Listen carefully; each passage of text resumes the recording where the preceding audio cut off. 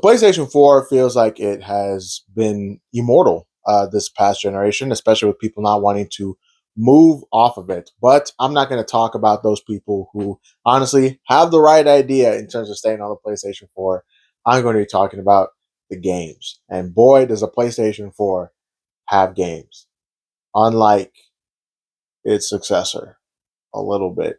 This may be rage bait if you've seen my last video. Zone of the Enders Mars. Now I've got the kind of reversible cover going on here, but I've not played a Zone of the Enders game, but I have this one and the HD collection, so I'm excited to eventually get to it. Didn't know this was a Kojima series, didn't know that it was on the PS2, and all of a sudden I just find these games out in the wild, and I've heard nothing but good things about them, to the point where as I was looking at this game, talking about it, with the shop owner. He was just like, "Yeah, this is pretty solid." So I was like, "Bet this is this is it." Yakuza Kiwami.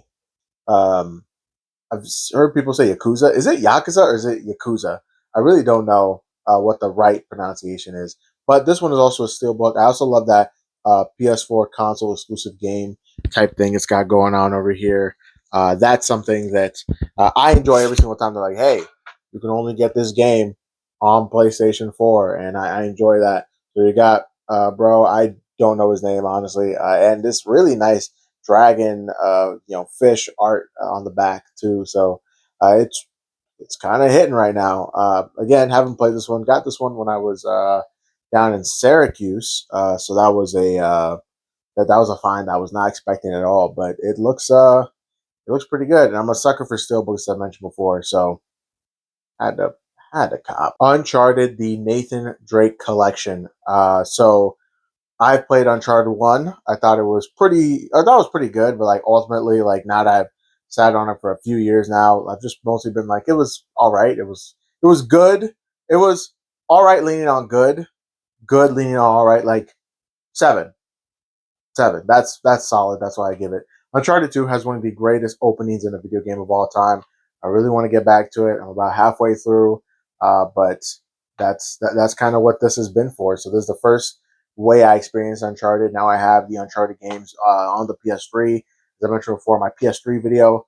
But Uncharted 1, 2, and 3, as you can see on the back over there, Nathan Drake is one of the most iconic video game characters of all time.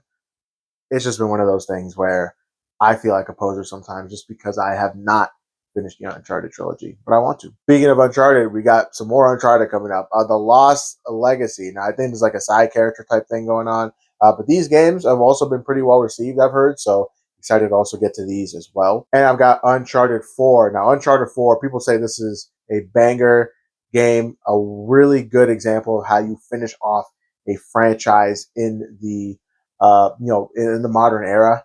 And I'm excited to eventually get to Uncharted 4 because people say that this game is such a good culmination of everything that comes before it. And I think people are still mad that Naughty Dog doesn't want to make more Uncharted, but not because it sucks, but because people just want more Uncharted. And that's kind of the best way you could always leave things off. But I'm also proud of Naughty Dog for not caving into the pressure and doing more Uncharted. They've just been doing The Last of Us now for the past like 13 years. The Order 1886. Now, I got this game because when the PlayStation 4 came out, I was really intrigued by what was in here, like what this game could potentially be about. So it was one of those games where every single time I'd make a list of like games I'd get if I was getting a PS5, PS4 tomorrow. The Order 1886 was always on there just because I thought it looked interesting. But now there's nothing that's really drawn me to it. Hopefully, I can try it out eventually one of these days, but we'll see. Next up, I've got Sword Art Online, Hollow Realization. Yeah, there you go. Hollow Realization. So the thing with Sword Art Online is that when I was first getting into anime, I was huge into Sword Art Online. Absolutely massive fan of Sword Art Online.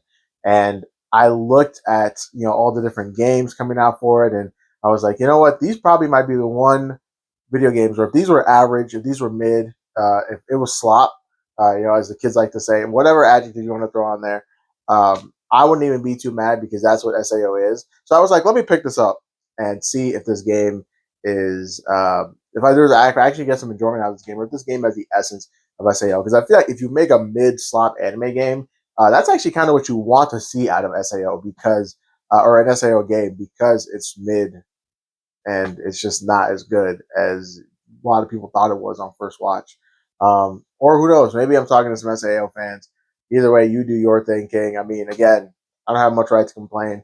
My first anime was Fairy Tale, and I still think Fairy Tale is pretty good. But I've obviously seen better stuff since then. This is not an anime conversation. Let's keep going. I'm about to get really pissed off right now. Sonic Forces. Oh my goodness. Um, Talk about wasted potential in the video game.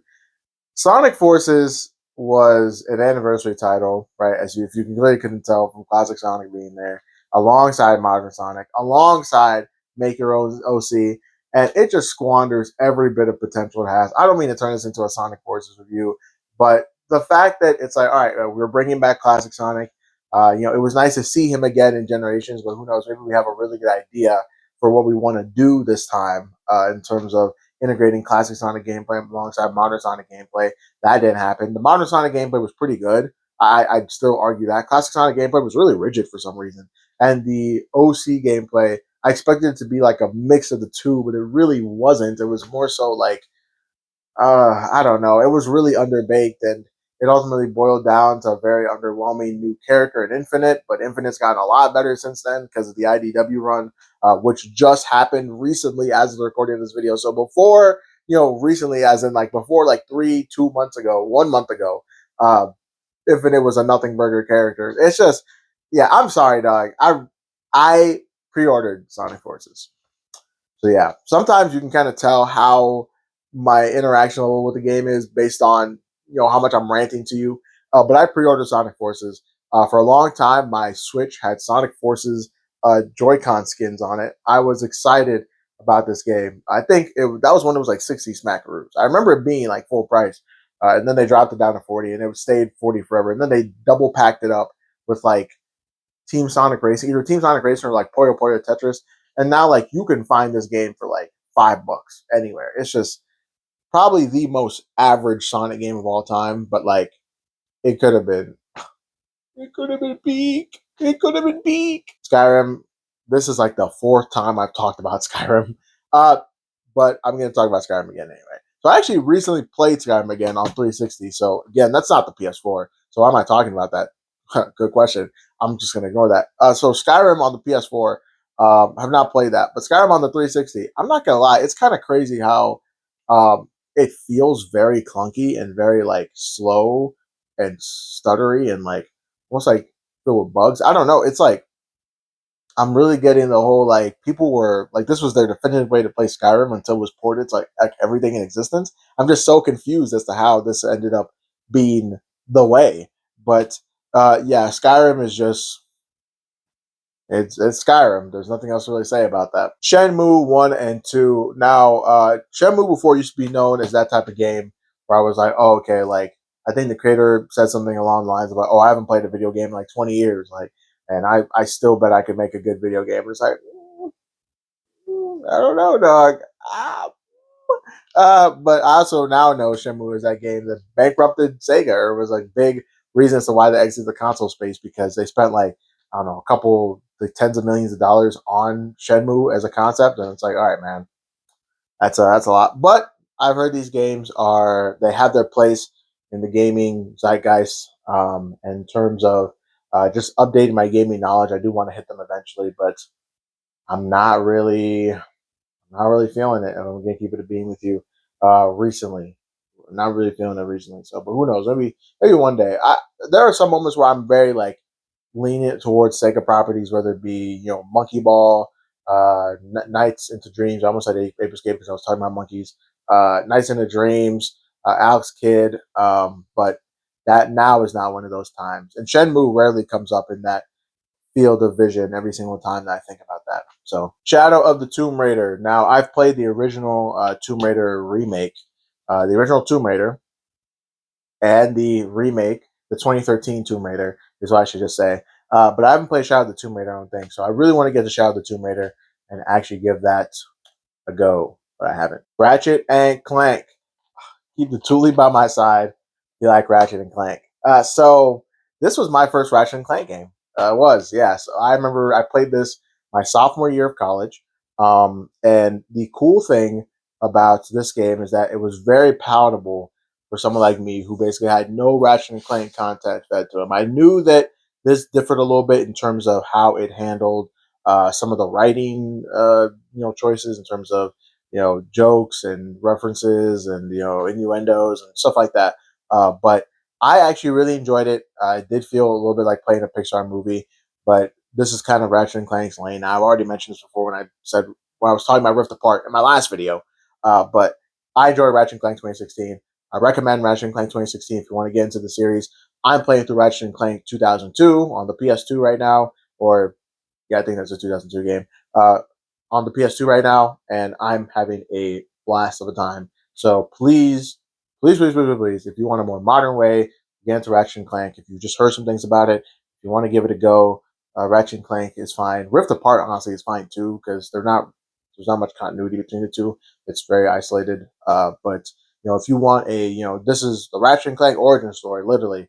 Um, Ratchet and Clank PS4 is your go-to. I got Persona 5 Royal. Persona 5 Royal. One of my favorite games of all time.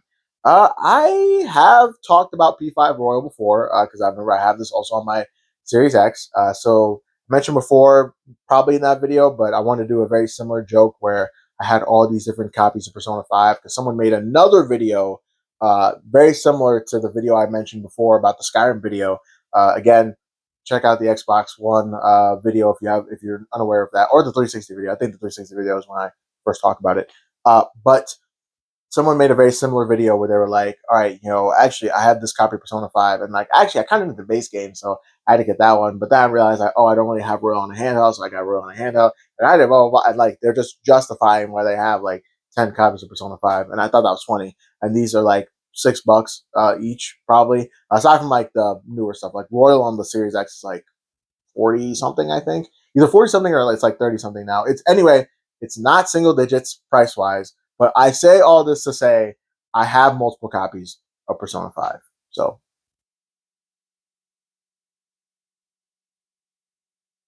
if you couldn't tell. Near Automata. Um, I don't know how people pronounce these things. I actually played a little bit of this at the beginning of the year. I was like, all right, I'm dead set on actually, getting my gaming in order in check. And I guess to break a little bit of the continuity of the video, it's really hard to play video games when you're really busy and you have other obligations, and this isn't like your full time job. So I haven't beaten a game yet this year that is not named, Fire Emblem Three Houses.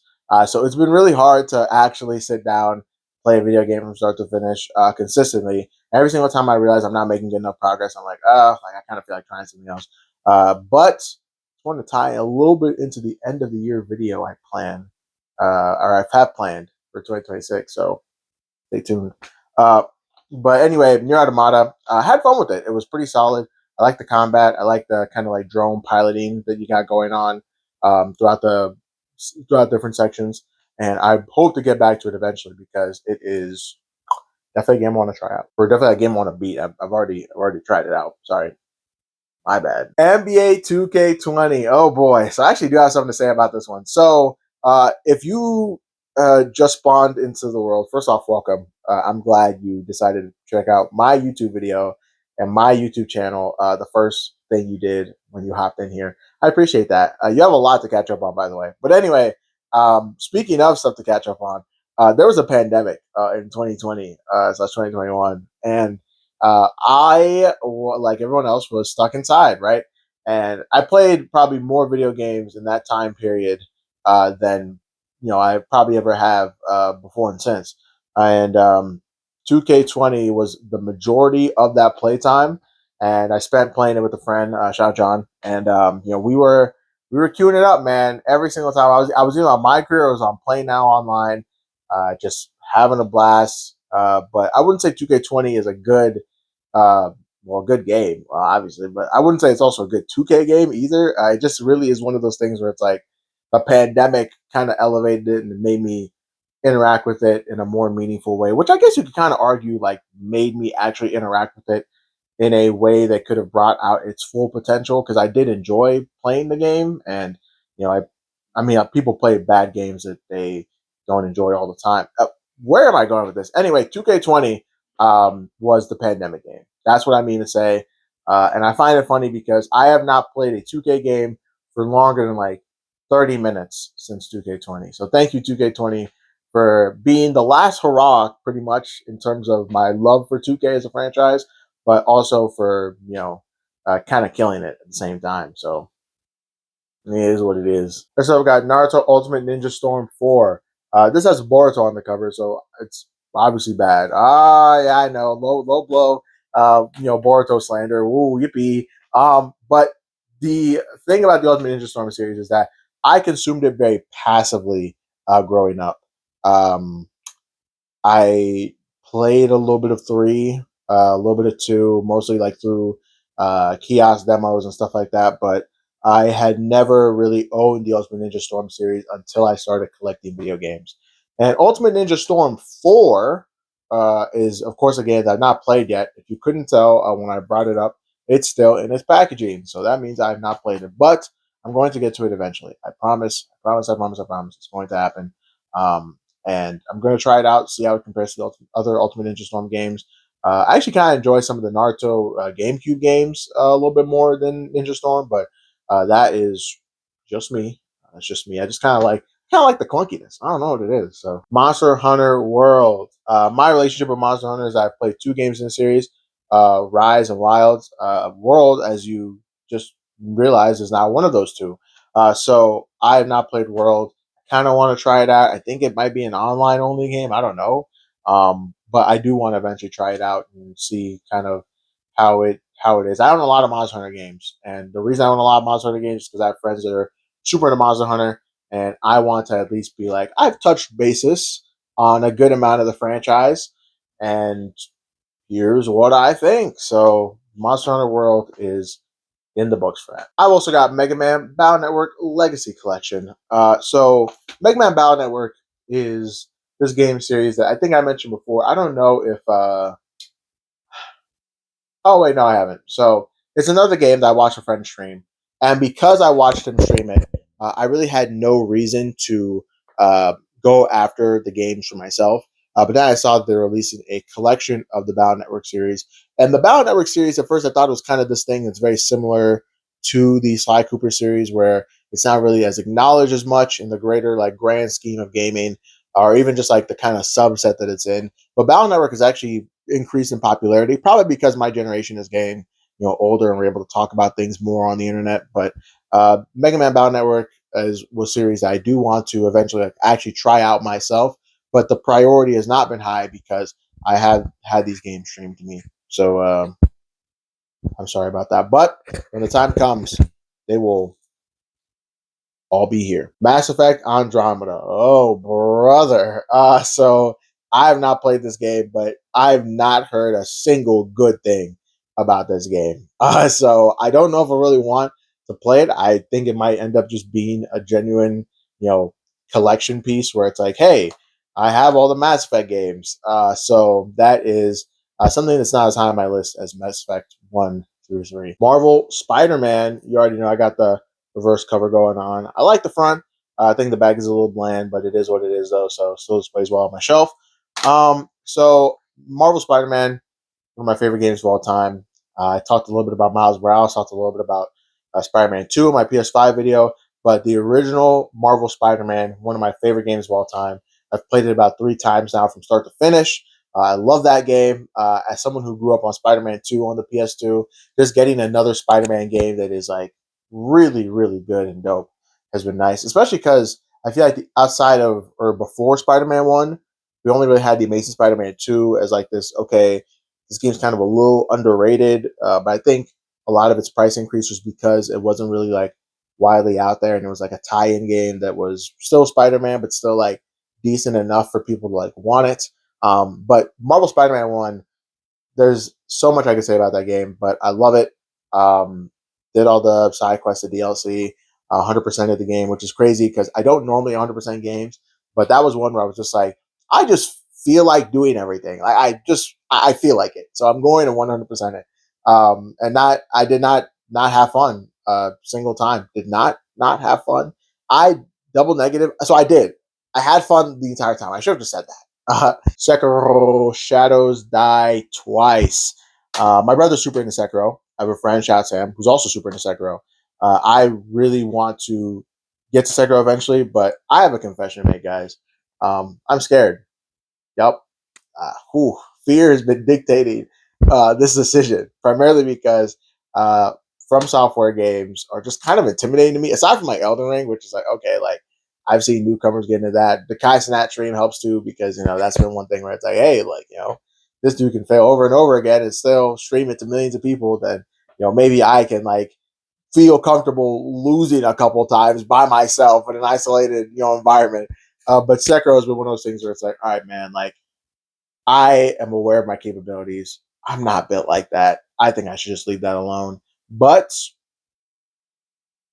but I will say though that a part of me really wants to try Sekiro, so it will happen eventually. But I just gotta overcome my fear. No Man's Sky. Oh geez. So I have a friend, shout out to him again, and he pre-ordered No Man's Sky.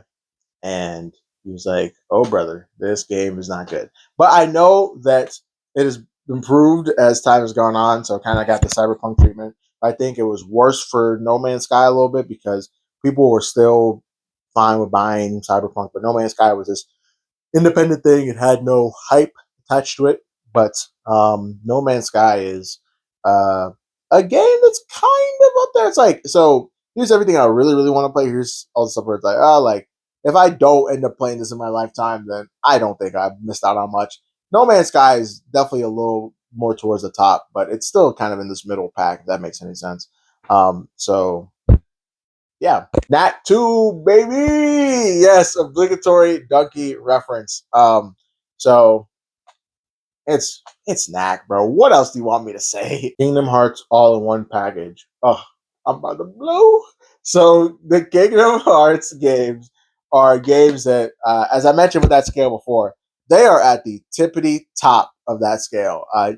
Like in terms of ranges, they're right there. I wouldn't say it's Kingdom Hearts like the number one game, but uh, I love so much about Kingdom Hearts. The sauce, the aura, I mean, I like Disney too. I mean, let's just give it a bean. Disney is designed for a lot of people to like it. So, and again, it's a Square Enix property. I love a ton of Square Enix stuff. Kingdom Hearts just has it has all the ingredients for me to like it. I just have not gotten around to having a meaningful amount of playtime with it since I've only gotten to Kingdom Hearts 1. So I'm really excited to get to the rest of Kingdom Hearts games. I have the rest of Kingdom Hearts games separately. So I'm excited to dig into something like this and just eat. You eat it up. Eat it up. And we got Kingdom Hearts Melody of Memory. I don't really know what this game is about, to be honest. This I think it's just a rhythm game. It is a rhythm game. Okay, cool. So that will be a nice supplemental experience after I actually have gotten into a lot of Kingdom Hearts. So Killzone Shadowfall. Talk about another game that I was like, oh man, if I got a PS4, this is the first game that I'm getting. And I have not gotten a chance to touch this yet because I got a PS4 like really late into the life cycle of the PS4. So around like 2018, 2017. And by then I wasn't really that interested in Killzone anymore. But I do want to get to it, at least like heal that inner part of me that never got a chance to like play this in 2013. But I doubt it will do much because again, not really that interested in Killzone anymore. Jump Force. I hate this game, man. I'm so sorry. Like even as like this is just a game for fun. It feels like I'm preaching to the choir because I've already done this rant to my friends if they're watching this. But I hate Jump Force so much, dog. It just sucks, bro. The presentation is bad. The gameplay is bad. I think everything about this is just bad. Like, and I can't derive that much fun from it because I'm like, dude, you're putting wow. Naruto, Goku, Luffy in one game alongside some other properties, JoJo's Bizarre Adventure, Hunter x Hunter. You're putting in the big boys of the shonen industry, of like the shonen genre, right? And this is the product. Like I'm just like, dude, like we could have had something better, man. I'm so sorry. Like I got this game mostly so those nights where it's like, all right, like let's play something goofy and fun, that they find goofy and fun. They're like, oh, let's play Jump Force. And I don't mean to come across as like, I'm a cultured. It's just like I can't derive fun from that because like, dude, like this game should have been good. Like it should have been good, but it is what it is. So it is what it is. I can't control Shonen Jump not wanting to make a good video game. I can't. I can't. Infamous Second Son. I love this game. I love Infamous Second Son. It was my introduction to the Infamous franchise, and I like Delson a lot. Wish I got to play the original Infamous games like 1 and 2, but I have not yet. But Second Son is pretty solid. It's short. There's not really much of substance to kind of take out. I really felt like it was Sucker Punch going like, all right, like, you know, here you go. This is small little side things. I can understand why people want Sucker Punch to go back to Infamous because it doesn't feel like they gave it like this huge send off with Second Son.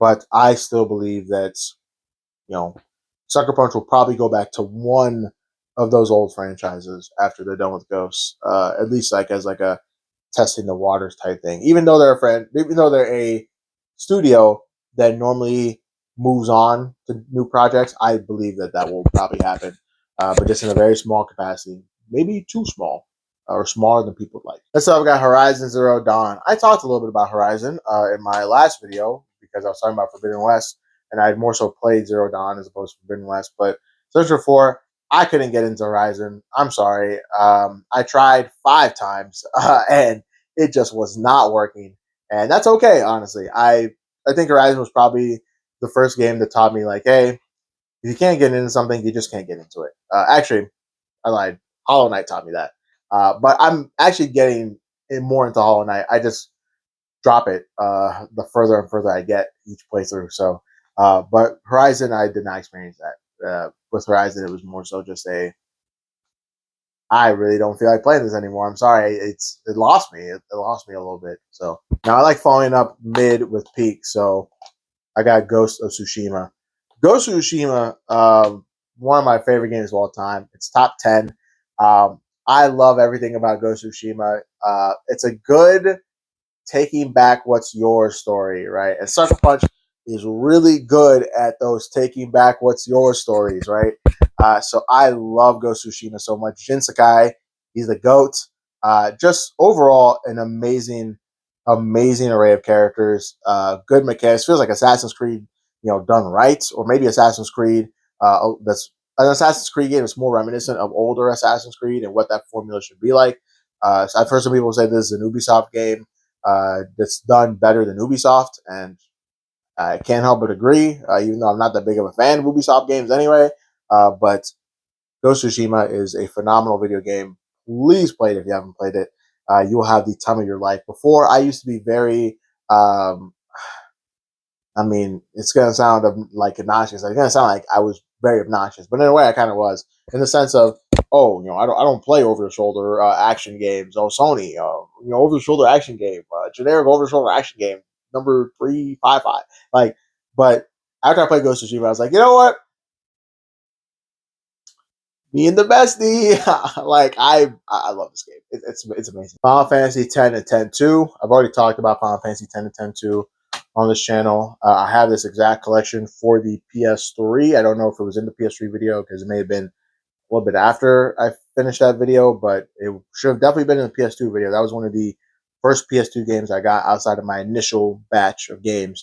But I played Final Fantasy 2 to a certain point. I haven't beaten yet, but I love Final Fantasy 10. I played Final Fantasy 10. Did I say Final Fantasy 2? I played Final Fantasy 10 up to a certain point. I love it. But Final Fantasy 10 2, of course, haven't touched that obviously because I don't want to spoil myself on anything. But man, these HD remasters, it's so easy to play Final Fantasy X. Seriously, it's on everything. Just play Final Fantasy X if you haven't played Final Fantasy X yet, because it's letting on everything.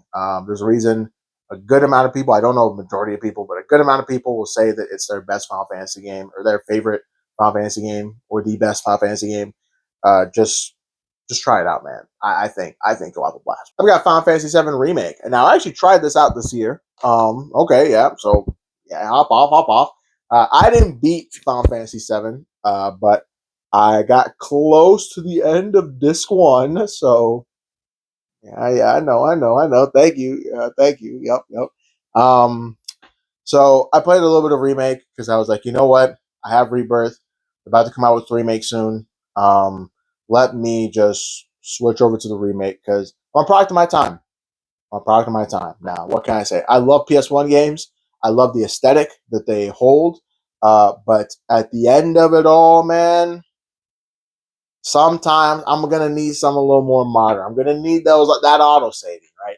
I'm gonna need those tutorial pop ups sometimes. Sometimes I'm gonna need it. Okay, hey, let who doesn't need that, or let who hasn't experienced a moment of weakness in their gaming cast the first stone. I'll wait. I'll wait. Um, but yeah, Final Fantasy VII remake.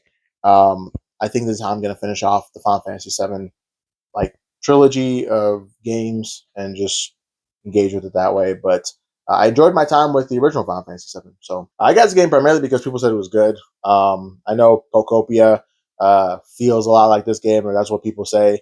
But Dragon Quest Builders is a game I haven't tried yet. I think I want to get to it, but if we can refer to the scale, it would be a little bit more towards the bottom. So I'm not really that interested in sandbox games unless you're literally Minecraft. So or Animal Crossing. I've enjoyed Animal Crossing too. Dragon Quest 11. One of my friends, Sam, shout out Sam. This is his favorite Dragon Quest, and I am super excited to eventually get to this. But I think I want to play Dragon Quest 8 first. The King one, like Legacy of the King, something. But I want to get to that one first because that has been the Dragon Quest game that has mostly been on my mind every time I think about Dragon Quest. But this is a very, very close second. Dragon Ball Fighters. Oh boy. So I gotta talk about this one a little bit. So I just talked about a bad fighting game in Jump Force, right? I'm about to talk about a very good fighting game in Dragon Ball Fighters because Dragon Ball Fighters is so good, man. Oh my goodness. So I played Xenoverse, I played Budokai Tenkaichi, I played Budokai, and I still believe that Dragon Ball Fighters is the best Dragon Ball fighting game of all time. I think it's solid. I think Arxis, they're doing their thing. When I tell you I used to grind Dragon Ball Fighters, I used to grind Dragon Ball Fighters. I don't think I'm a person who gets salty very easily. At least like in the moment I can recognize like, okay, like I'm getting angry. I should stop being angry. Dragon Ball Fighters throws all my reasoning out the window. I will get angry. I will visibly show that I'm tilted. And that's why I was like, okay, like I'm treating this game way too seriously. But this is probably the first fighting game that has ever made me feel that way. Smash didn't even make me feel that way. And I played Smash competitively in environment. If I had lost Smash, I'd be like, oh, okay, it's whatever. But if I played Fighters, I was like, I'm gonna have to change or I'm gonna kill my opponent. Destiny 2. I haven't played Destiny 2. I'm never gonna play Destiny 2. This is kind of a completion piece. They'll probably leave the collection. 99% chance we'll leave the collection by the time I start paring stuff down. But I think I've talked a little bit about the original Destiny, but if I haven't, it is one of those games that I used to have on my old Xbox One, and I enjoyed Destiny a little bit. So it was more so for my brother than it was for me. But I thought the story mode was pretty solid. I wasn't the type of person who would play those type of games online, but I thought the story mode was all right. So, but nothing I really want to revisit anytime soon. Dead or Alive 5, Last Round. It's actually a fighting game. This might be the first time some of you guys are hearing that, but it actually is a fighting game. So Dead or Alive 5 is one that I want to try out eventually. The only thing is that like I like trying out my fighting games with friends. So eventually, when I get them in a room, just the 8, 9 of us, um, we're gonna hit this one up. Dark Souls 3. Now, I've not played any of the Dark Souls games. I know. I haven't played any of the Dark Souls games, right? And the thing with Dark Souls is that again, still intimidated by that. I talked a little bit about it in my Xbox Series video, but I have a friend who borrowed 3 for me to play for the first time, and he enjoyed it. So that's kind of the thing I think about when I look at 3. I'm like, okay, that's good. that's good. Borderlands 3. I have Borderlands 1 and 2 and pre-sequel on my 360 or scattered throughout different systems. So I got 3 on PS4. Um, yeah, I haven't touched Borderlands yet. And if we again refer to the scale, it's probably going to be like towards the end, right? Definitely below that like halfway point of interest level in terms of trying it soon. We got Bloodborne. Oh geez, I've tried Bloodborne twice now. This is where that fear comes from. It's not, it didn't pop out of thin air actually. So this is where that fear comes from of trying out FromSoft games that are notoriously hard, for the first time. So I want to get back to Bloodborne. I want to do a better job of giving it my all in terms of hard games, but Bloodborne is pretty intimidating, man. I don't know what else to tell you. I'll be the first one to admit, maybe you haven't had a YouTuber admit that to you straight up, but I'm not that good at games. Okay, I enjoy them a lot, but I'm not that good at games. It's gonna probably take me like 10 or 11 tries to beat bosses across most genres. Final bosses, not regular bosses. I want to put that out there. I'm normally the goat. If you put me in a normal mode scenario across a ton of different games, I'm doing fine, right? But yeah, sorry, the ego took over again. My bad. Let's get back to the video. Batman Arkham Knight. I own the Arkham games across so many different platforms that the one time I play it, Arkham Knight specifically, will probably not be on PS4, but it's here for posterity's sake. And finally, I have Alan Wake Remastered. Now, I remember when Alan Wake was winning all these different awards left and right in the 2023 Game of the Year, Game Awards show, right? And I was like, bro, what is going on? Alan Wake, like, what? And I fell into the trap. I fell into the same trap that a lot of casual viewers, casual players fall into, which is I have not heard of this game, therefore it does not deserve these awards. And people have said no, the Alan Wake series is actually really, really good. So I got Alan Wake Remastered, and I'm excited to pop it in, try it out, and see what's so darn great about this franchise. I hope I learn eventually. Now, without further ado, that completes my PS4 collection. Low key, it took a while before I was like, all right, I'm ready mentally to record this video because this is still a lot of games, and my PS4 collection doesn't really have as many of the heavy hitter bangers I can comment on as my PS5 collection or even my PS3 collection. But there's still a good amount of gaming here, methinks. Thank you guys so much for tuning in, and I will see you guys next time.